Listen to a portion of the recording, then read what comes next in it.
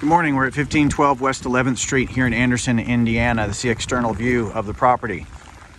So on the western side of Anderson is kind of has a reputation of maybe a little lower end, some crime and things of that nature. But there's actually a good amount of stuff going on around here.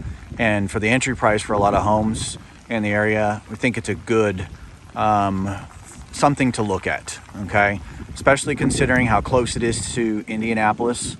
The drive into Indianapolis is not that far. And with all the changing economic things that have been going on because of, the pandemic and everything in the past year, we hear lots of stuff and lots of development potentially coming out here. There's a university here. There are several good employers that are out here. So take a look at this interior video, run the numbers, and let's talk about this one. Thanks a lot.